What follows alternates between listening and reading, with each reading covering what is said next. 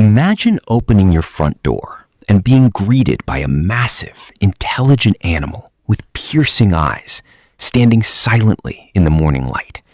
It looks calm, controlled, almost like a dog, but not quite.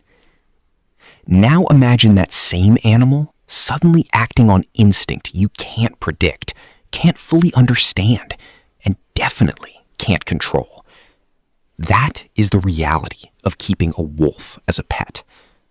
Not the Instagram version, not the viral wolf cuddling in the snow clips, the real story. Today, we're going deep into everything people don't tell you about owning a wolf, from biology, psychology, legality, behavior, ethics, and real-life outcomes.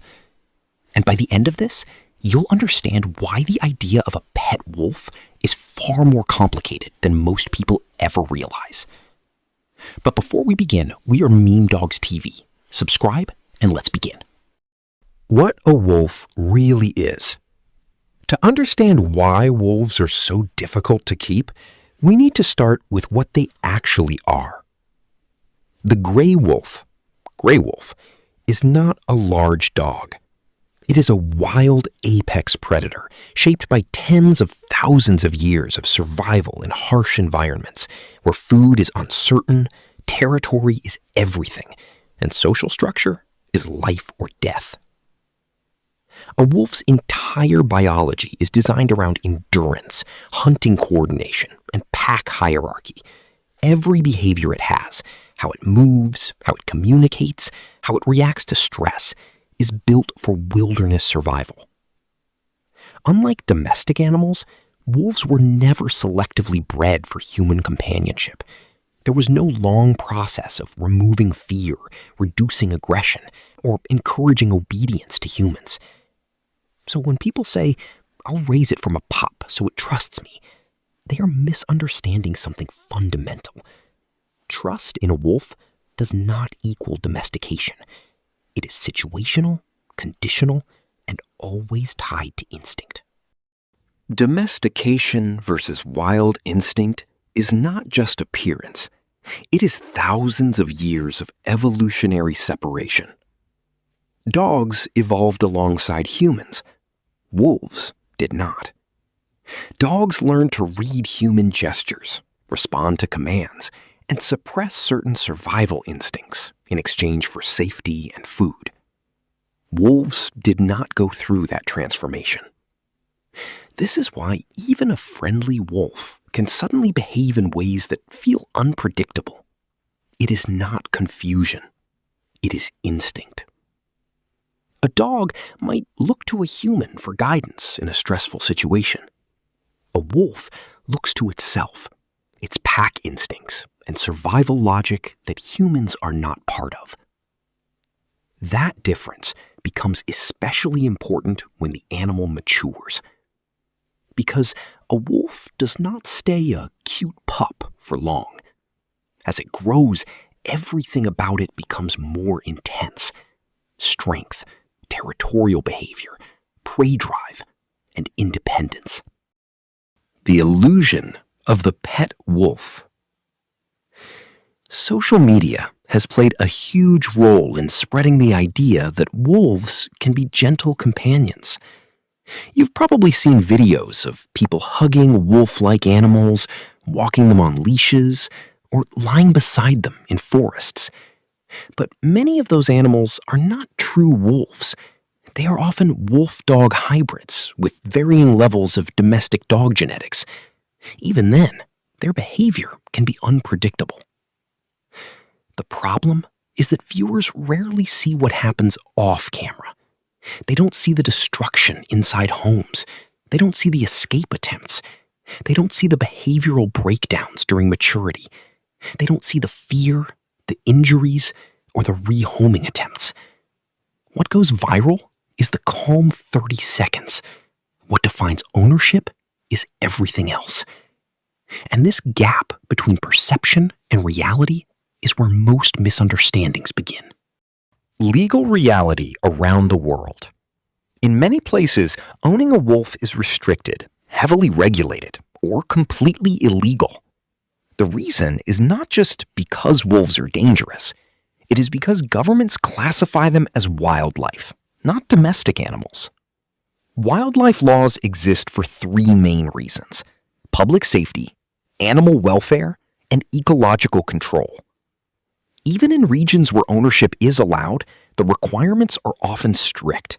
Specialized enclosures, permits, inspections, insurance, and containment standards are typically mandatory. And even when all legal boxes are checked, the law does not guarantee success. It only defines minimum standards, not biological suitability. A permit does not change what a wolf is. Behavior as adults. One of the most misunderstood aspects of wolves in captivity is how dramatically their behavior changes as they mature. A young wolf may appear calm, curious, even affectionate in limited ways. But as it reaches adulthood, instinct takes over more strongly. Territorial marking becomes more intense, prey drive increases, independence grows, social boundaries become stricter. In the wild, these behaviors are essential for survival. In a home environment, they become difficult or dangerous to manage. Wolves do not naturally accept human authority the way dogs do. Training is not about obedience in the same sense. It is about managing behavior through constant structure, environment control, and experience-based conditioning. Even then, reliability is never absolute. The real risk factor.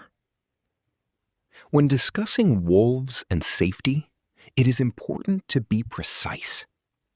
Wolves are not aggressive machines. Most wild wolves avoid humans whenever possible.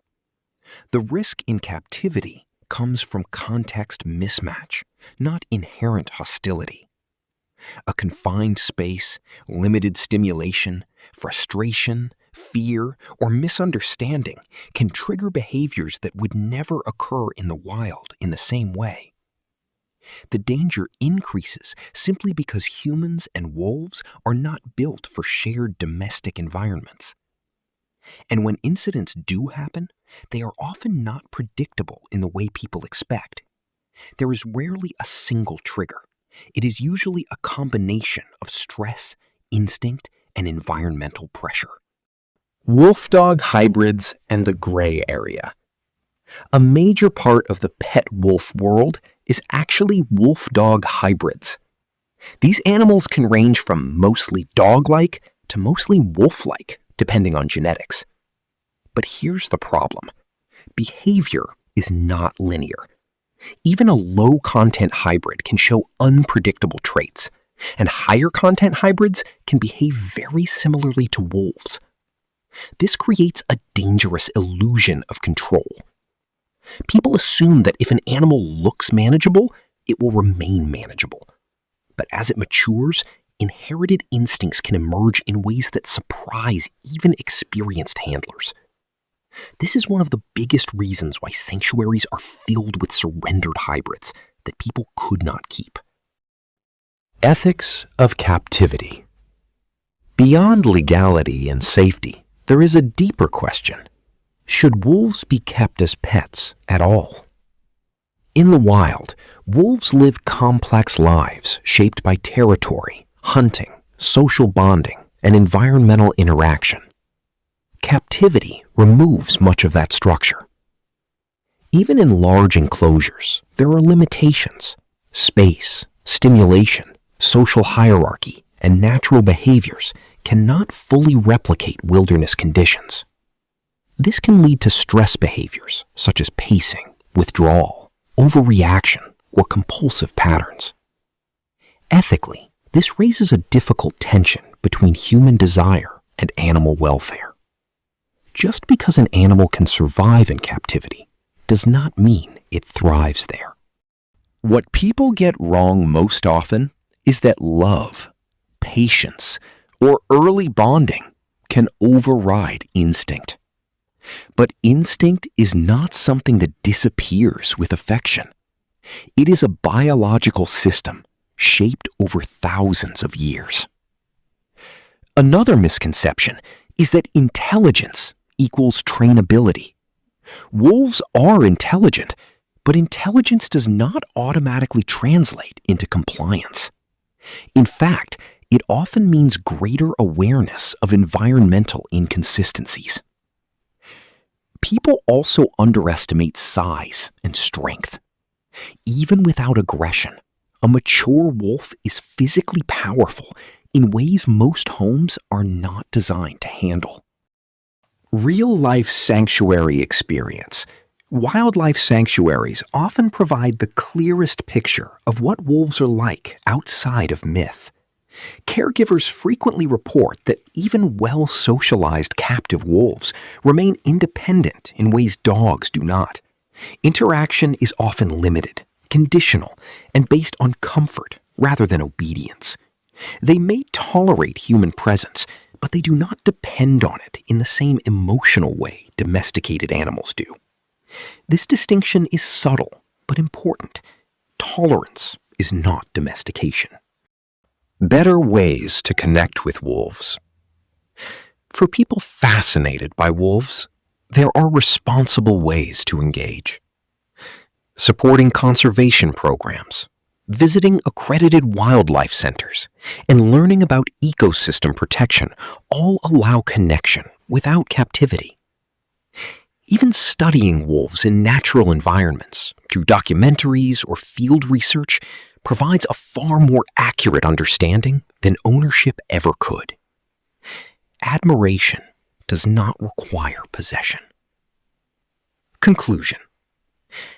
So, can you keep a wolf as a pet? In rare, highly controlled situations, it is possible. But the more important question is whether it should be done.